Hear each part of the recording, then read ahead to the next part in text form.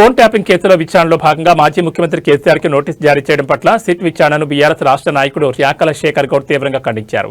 మనోహరాబాద్ మండలం కాళ్లకల్లో మండల BRS youth wing అధ్యక్షులు రాహుల్ రెడ్డి ఆధ్వర్యంలో బైక్ ర్యాలీ నిర్వహించి సీఎం రేవంత్ రెడ్డి దిష్టిబొమ్మ దహనం చేశారు. ఈ సందర్భంగా ఆయన మాట్లాడుతూ రేవంత్ రెడ్డికి పరిపాలన సాధ్యం కాక కేసీఆర్ కుటుంబాన్ని విమర్శించడమే పనిగా పెట్టుకున్నాడన్నారు.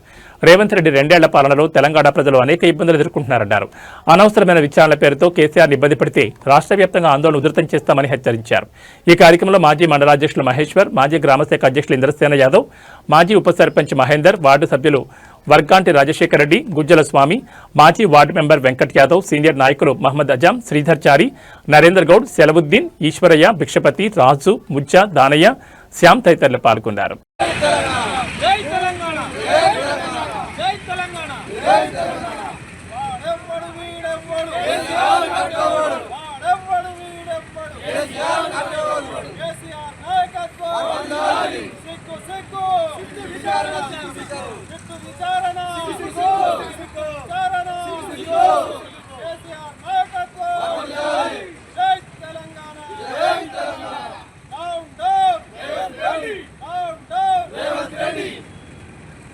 సాధించి అద్భుతమైన ఉద్యమాన్ని తీర్చిదిద్దినటువంటి కేసీఆర్ గారు తదనంతరము 10 సంవత్సరాలు ఈ రాష్ట్రాన్ని అద్భుతమైన ప్రగతి పదంలోకి నడిపించినటువంటి నేతను, ఒక గొప్ప నాయకుడిని ఈరోజు కాంగ్రెస్ ప్రభుత్వం, రేవంత్ రెడ్డి ప్రభుత్వం బద్నాం చేయడానికి, అతను చేసినటువంటి గొప్పతనాన్ని చిన్నగా చూపించడానికి ఈ రకమైన ప్రయుక్తులు పన్నడం జరుగుతుంది. అయినప్పటికీ ఇలాంటి చిన్న చిన్న విషయాలకు అదిరే బెదిరే నేత కేసీఆర్ కాదు.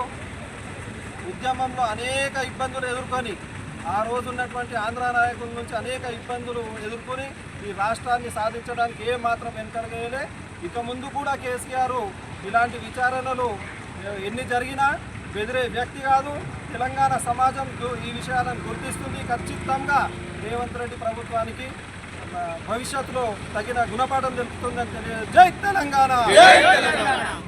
అధికారం చేపట్టాలనే ఉద్దేశంతో అలవిగాని హామీలు ఇచ్చి కోర్టు హామీలు ఇచ్చిన రేవంత్ రెడ్డి ప్రభుత్వం ఆ హామీలను నెరవేర్చడం చేతగాక ఈరోజు కేసీఆర్ గారి కుటుంబాన్ని, తెలంగాణ రాష్ట్ర సమితి నాయకులను బదలాం చేయడానికి వివిధ రకాలైన కేసులను నమోదు చేస్తూ సీట్ పేరు మీద ఒక బోగస్ పోలీసు అధికారులను ఏర్పాటు చేసి ప్రభుత్వం అడుగులకు మొదలెత్తే పోలీసు అధికారులను ఏర్పాటు చేసుకొని ఈరోజు కేసీఆర్ కుటుంబాన్ని సదాయించి బదనాం చేయడానికి ప్రయత్నం చేస్తుంది.